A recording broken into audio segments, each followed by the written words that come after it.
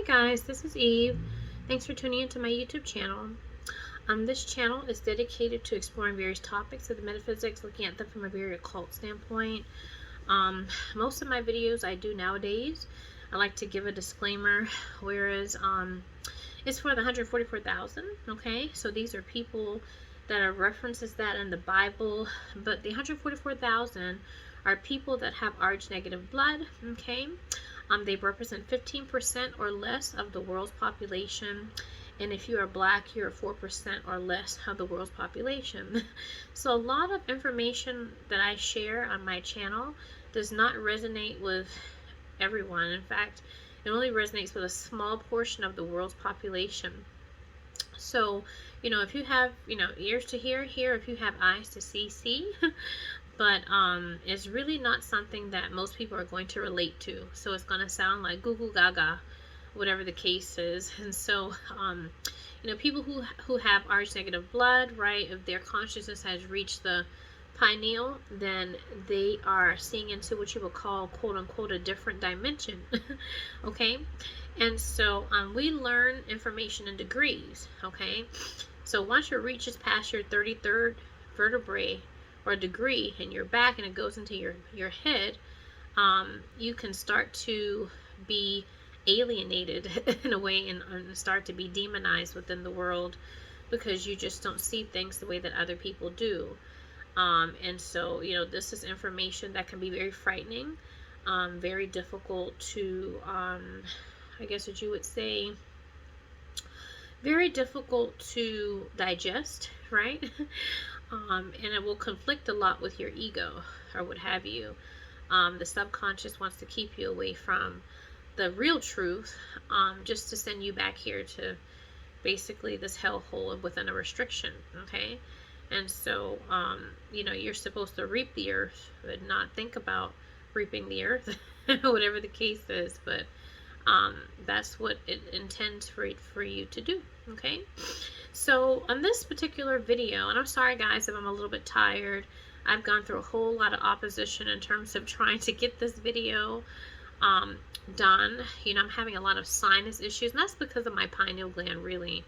Your pineal really is right here, and so my nasal cavity is pretty much blocked, I would say, because there's just too much going on, within this particular region of my body, this chakra. And light information destroys the body, okay? So when you are filled with light, then you give up the body, you renounce your inheritance, which is the body, or the tree of life. So you don't really renounce it yourself, but it's renounced when you embody so much light. So as people who have reached that particular point, we are truly sacrifices, if you will. So, I really want to, just put some comfort out there to people who are going through things mentally, physically, emotionally, as a result of the amount of consciousness and light that you are embodying, or what have you. But you are a bright light. And so I feel like we're bright lights for people who don't have that light themselves to see. Okay? So, what do I want to talk about here? I want to talk about phantoms, okay? And so the thing is that as we're ascending, right, as we're gaining more light, right, through our pineal gland, you will start to encounter what you would call phantoms, okay? So this kind of alludes back to Phantom of the Opera. Like, for example, my twin flame took me to see Phantom of the Opera. What is it? He took me to see Phantom of the Opera.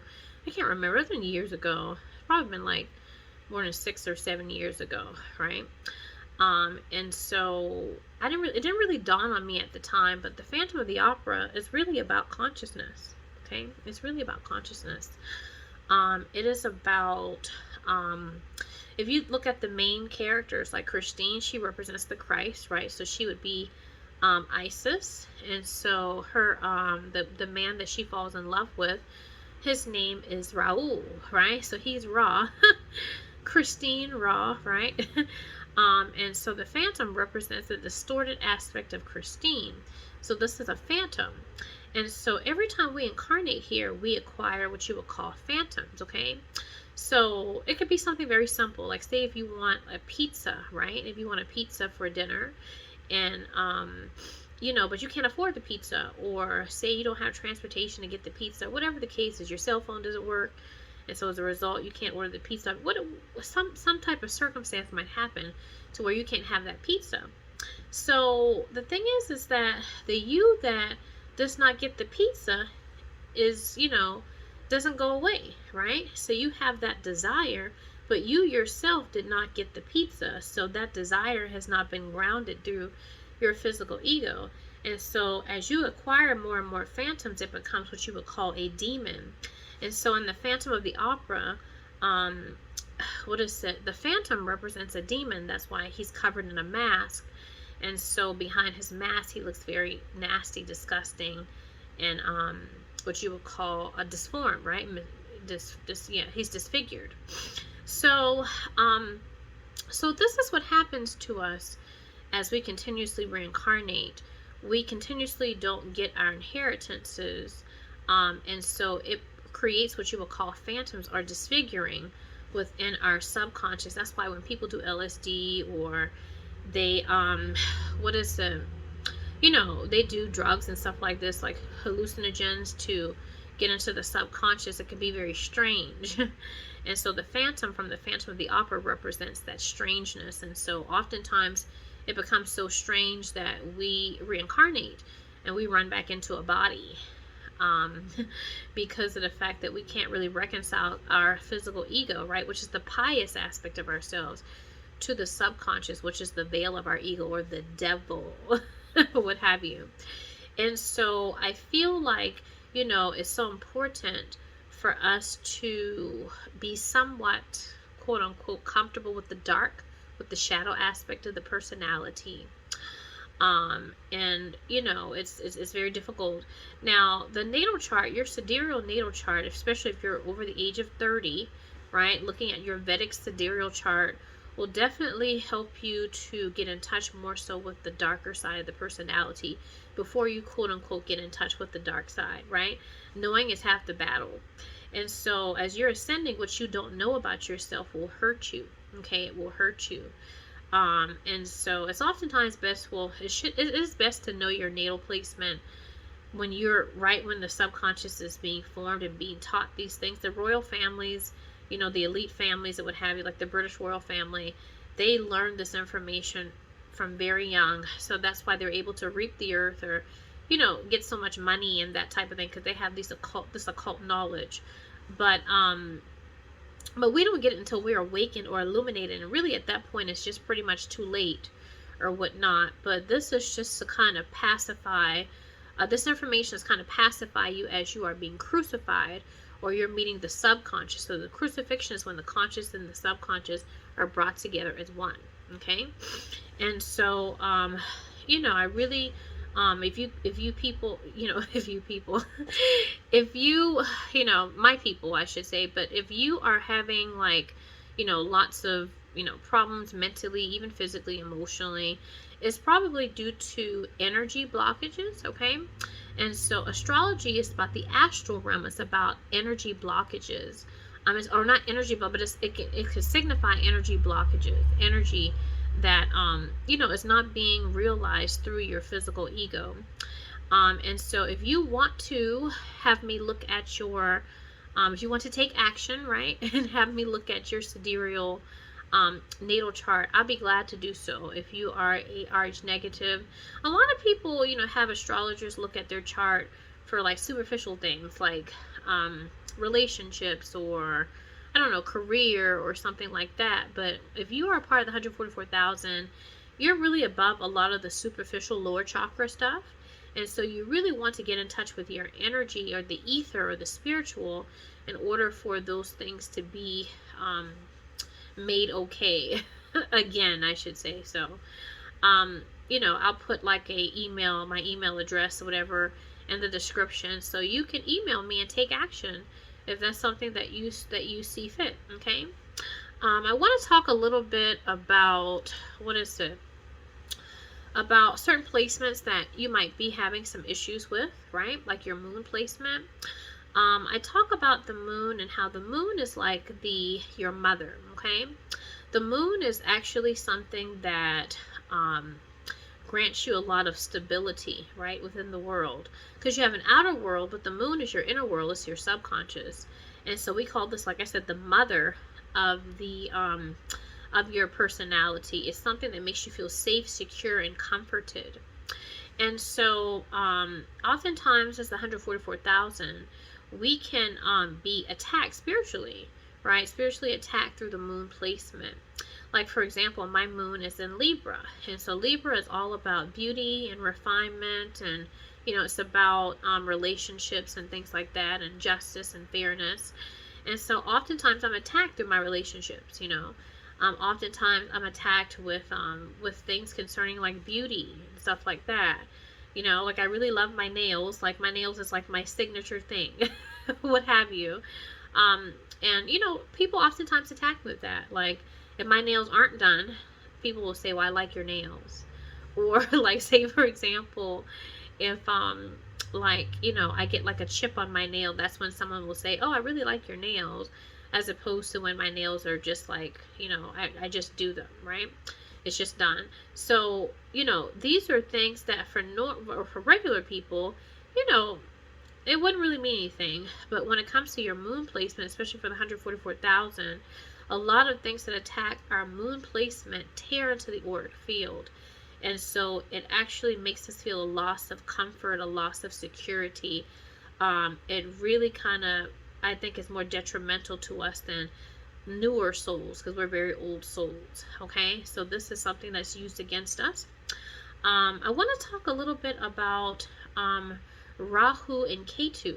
Okay, Rahu is a placement in your natal chart that's directly related to why you oftentimes get reincarnated. Okay, it's considered to be a shadow planet, and I've talked about Rahu in a previous video, but I want to really emphasize this because Rahu represents glamour. It represents illusion and that type of thing. Like I said, it's a shadow. The shadow is the phantom, right? And so a lot of times astrologers will tell you to go towards Rahu. That is something that you have to kind of get a hold of in this lifetime. But because Rahu is a trickery planet, right? It's a trickster. It's considered to be Satan, right? And, the embodiment of Satan, or a clusterfuck of desire. It's intended to send you on a wild goose chase, So you're like told to take action or something like that.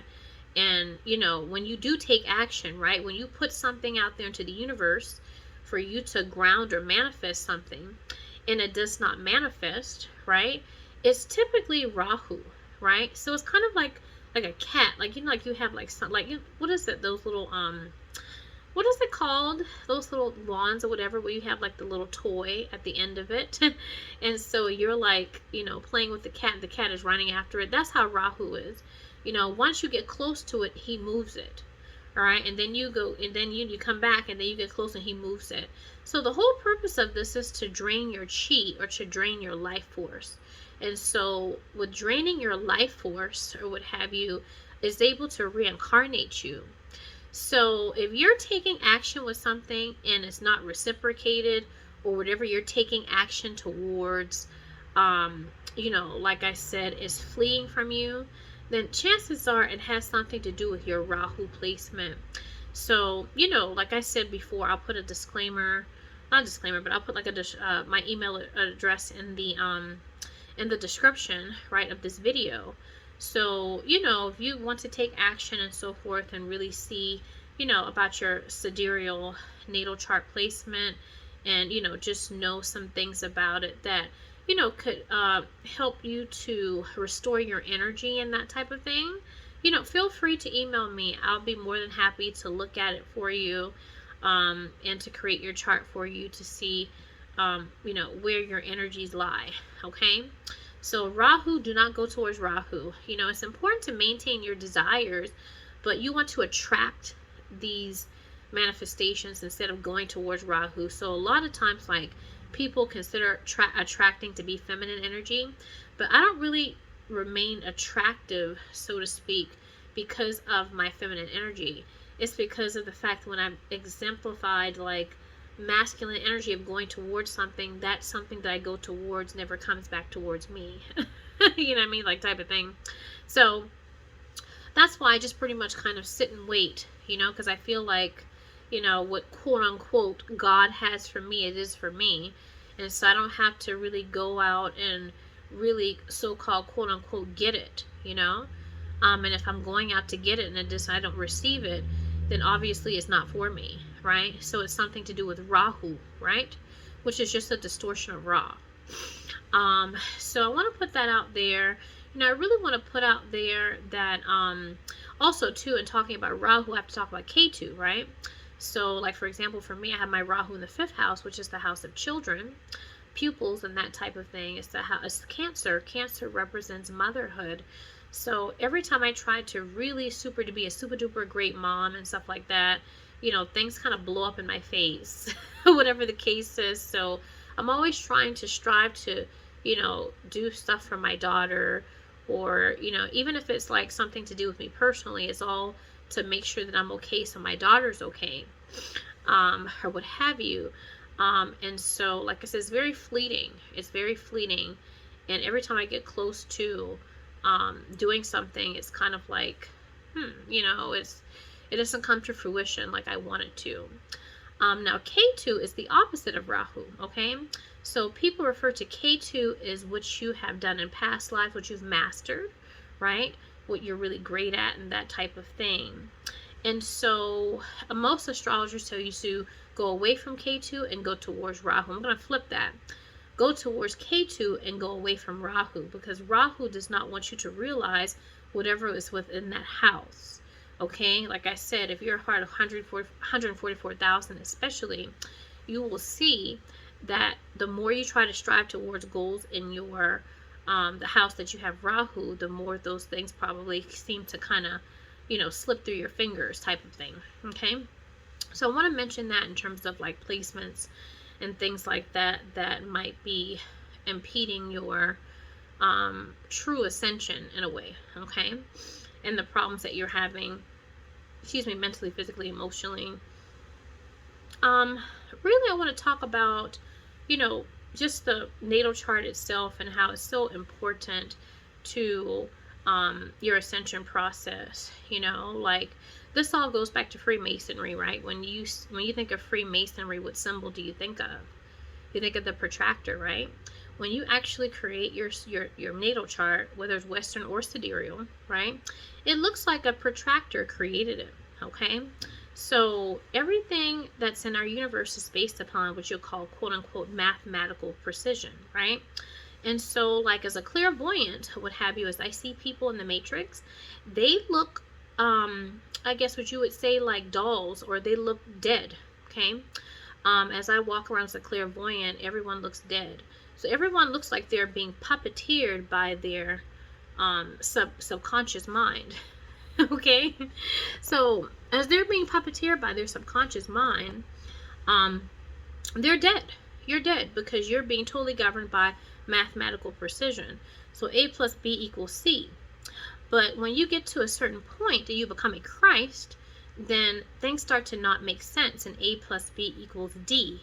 And so this is when, you know, you're not going to see rationality, right? You're not going to make sense to people, or even sense to yourself or your egoic self, okay? Because you're getting above the construct, right? It's like scripture, like the Bible is written in script, okay? So when Jesus ascends to a certain point, he starts to be above the script or the book of life. This is why he's crucified. He starts to know when people will betray him. And he starts to know, like, all of this different psychic information. And he starts to acquire a whole lot of DNA activation gifts, as I call them.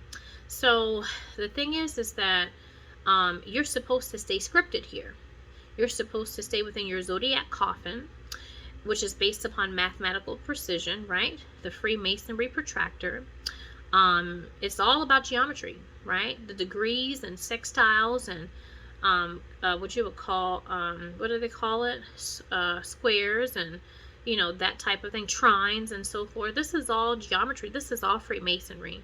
So if you are truly, truly not above the mind and the thoughts of your mind, then you are dead. I'm sorry to say, but you are dead.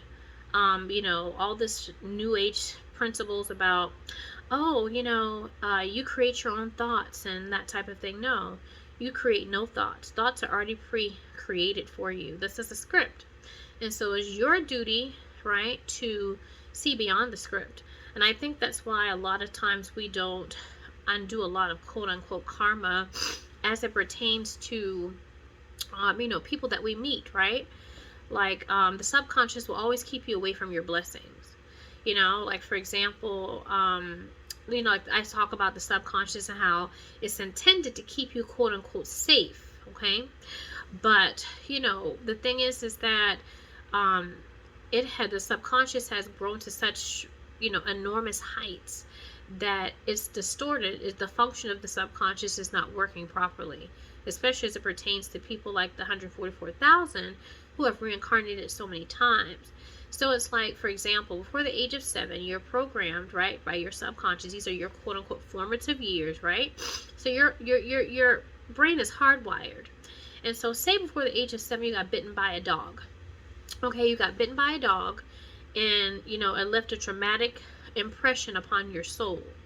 So, after the age of 7, every time you see a dog, you tense up, or whatever the case is. Like, you get older and you buy a house, and your neighbor has a dog, and every time you see the dog you get scared, right? So is there a reason to get scared with that dog that you currently see? No. Your consciousness reverts back to the past. And so your subconscious does that, or what have you, because it's not functioning properly. It doesn't see things in a quote unquote clear way. And so oftentimes I tell people, when you feel like compelled to stay away from something or someone or whatever the case is chances are there are past lives, incarnations, where you've had encounters with that person, or say there's past trauma, whether it be in this lifetime or past lifetimes, that have not been erased, that have made a major impression upon the soul, right? And they're lodged in your mind. And so you don't really have any connection to it, but it's always a feeling, right? The subconscious is always something that impresses upon you as it pertains to a feeling, right? So, excuse me, if you're afraid of something, ask yourself, why are you afraid of that? If there's thoughts concerning something, if it's not in accordance with your will, say you want to go towards something, you want to play with that dog, but you don't play with it because of something is pulling you back. What's pulling you back from doing that? And so, a lot of times if things are not in accordance with your will or your desire, which is Jesus and the occult, right? Jesus is your desire. So if it's not in accordance with your will and your desire, then there's something outside of your will and your desire, outside of Jesus, right?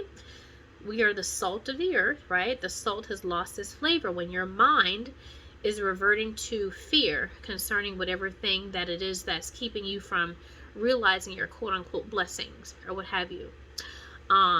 It's very difficult to get beyond the mind, especially when you are bound by the Akashic record or the zodiac or whatever you want to call it, the book of life, whatever you want to call it. You are bound by that. All of your thoughts are bound by the law, are bound by social norms and societal norms and things like that. And so that's why it's important to go towards stuff that we're told to not go towards, like Satanism, like Aleister Crowley and things like that, and Gnosticism. It's important to go towards those things because we see that there is knowledge in those things, just like there's not knowledge in pious things like the Bible or like the Torah or the Quran or whatever the case is. So Masons have all those Bibles, all those books or what have you for a reason. So they are what you would call placed there to bind you in many ways. And so when you start to ascend, you start to read those things like a master would, as opposed to like a slave, right? There's a reason why the slaves were, are forbidden to read, yet taught the Bible. Okay, so there's a lot of what you would call mind control as it pertains to this programming, monarch programming, basically. So King James of Scotland is the monarch or ascended master that is basically the controller of the what you would call, what is this called again? basically the zodiac. Okay, I'm so tired, guys, sorry. I'm really just kind of like spent, energy wise, and I really need to get some rest. I've been having a whole lot of downloads, a lot of channeling, a lot of light, and I feel like I need to get this light off of me somehow and to get grounded, and so it's very difficult to do so. But I'm very, like I said, very much just hopeful that, just hopeful that a lot of this information that is coming through me is going to benefit me and benefit others. But anyway, yeah, this is monarch programming. So all facets of the matrix is monarch programming, right? From your television programming to your religions to even the familial structure, which has also been conditioned through those different facets of the matrix. What is it? Education, right? So all of these different things, right, is based upon monarch programming and the ascended master that actually is responsible for all of those programs, right, that governs all the souls within this genesis or matrix or whatever you want to call it. So it's important to get above the script if you really want to erase karma, right? So if you're in the matrix, if it's not A plus B equals C, then you are totally like, oh, that's not important, or that's not true. But really, when you get beyond the zodiac, is A plus B equals D. And this is where you get into more Pisces, or what you would call Neptune energy, which is like sacrificial energy, right? That's why Pisces is associated with Christ and Christianity or what have you. So it's that planet that's very mysterious. The planet of Neptune really coincides more with feelings as opposed to rationality and intellect. And so the emotions cannot be quantified. Okay, and so this is what they're trying to get rid of within humanity. King James of Scotland, the zodiac is intended to get rid of emotions, okay, the mathematical precision of it all. But the emotions is what makes you God, it is what makes you human, right? It's that's why people who have the most hue, right, are disenfranchised by this judicial system. You see what I'm saying? People who buck the construct. The more soul you have, the more you go against the construct. And so this is why people who have the most hue, right, or the most human, they are targeted the most. Okay, so they go beyond what is the mathematical precision, because they truly are gods incarnate. What else do I want to say? Pretty much that's it. Go towards, like I said, what you fear. There is truth and there's light there, and there's love there. Do not let your subconscious talk you out of what you desire, right, and what you feel. And I feel like what you feel is what you're feeling is love, and so you don't want to go against love. You want to go towards it. Don't go so much into what you consider to be pious or righteous or right. I always like to refer people to the book of Judas in Gnostic text. And so the book of Judas really is about, Jesus, an allegorical depiction of Jesus, right? It's Gnostic. It's an allegorical depiction of Jesus talking to his disciples, and his disciples are doing what is right, what is pious. And Jesus tells his disciples that you're not doing this because of your own will. It is the will, right, of your God. And so the subconscious is the God of the ego, okay? Remember that the subconscious reaps the benefits of your desire. So we're faced with desires every day, and many of us cannot meet those desires because we're kept from grounding it through the physical ego, because they want us kept within this loop of reincarnation or what have you, right? Through the zodiac. And so, you have to realize your desires. If you're not realizing them, then it's pretty much no reason to be in the physical realm. This is physical. You're supposed to realize physicality here. And so in the allegorical depiction of Jesus, speaking to his disciples in the Gospel of Judas, he shows them a dream, and in the dream they're participating in all types of lawlessness, right? They are killing their wives, killing their children. You know, they're going against societal norms like sleeping with men. And so when Jesus tells them that that is them, right, they become troubled. And so as you ascend, when you get to the subconscious aspect of yourself, because your nature has deteriorated, right, you will become troubled. You will become, I guess what you would say, alienated from yourself. Your beautiful, you know, wonderful ego, pious ego is going to be very filthy, disgusting.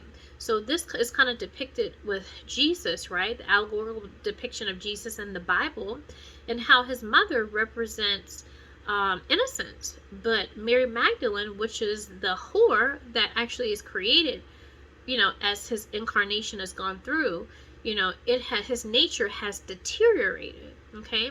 And so it's always teaching you to go towards piety, but the more that you circumcise your consciousness toward piety, the more you become filthy in the subconscious, and it makes you even more, I guess what you would say, susceptible to reincarnation, okay?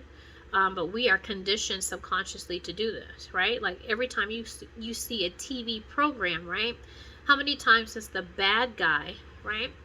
How many times does the bad guy win? How many times does the bad guy win in a movie, right? In a TV show, whatever the case is. The bad guy never wins. Why is that? Why is that? You see, and so the more good you are, the more bad you will be, and you're not going to be able to reconcile the two. You are going to be what you would call, quote unquote, crucified. You're going to be crucified, okay? Because it's like trying to fit a square into a circle, basically, type of thing. So get in touch with, you know, what you despise, what you judge, what you hate. You know, if you hate gay people, be around gay people, especially if you're RH negative, you know, because you will be ascending to this part of yourself that you hate. Usually if you feel very, like, emphatically, you know, like hateful of something, it's like you're pointing that finger, then 4 of them are pointing back at you. You will be crucified. If you hate whores, you know, you need to be in the company of whores. I know, right? It's like the stuff I'm saying is like, excuse me, like, that's not A plus B equals C. That's A plus B equals D. Well, guess what? When you actually ascend and you leave and you exit this, expire with this human flesh, you will literally lose your mind. It will not make sense to you. People who actually do hallucinogens and, you know, drugs and stuff like that, that get in touch with their, what is it, you know, deep subconscious, they do crazy things and they end up taking their lives because of the fact that the stuff that's there does not make quantifiable, rational sense.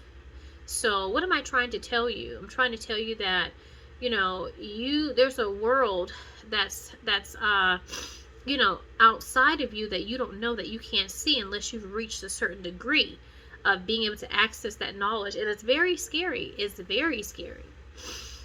It can be. You know, fear is the opposite of love, but it can be very scary and very, I guess what you would say, alien, and make you vibrate differently. People will start to demonize you and look at you differently just because of the type of knowledge that you have.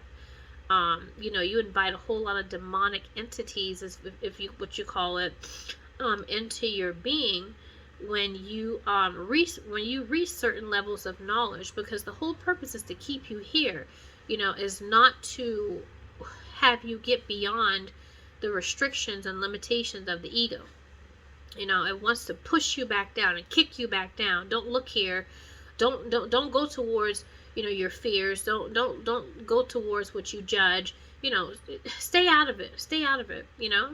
And so if you were to go towards it, going back to the, you know, alluding back to the example about getting bitten by that dog before the age of 7, you know, if you go towards that dog, then you'll see that that dog is nothing to fear. You see, it was the dog that bit you back in whatever lifetime or at the beginning of this incarnation.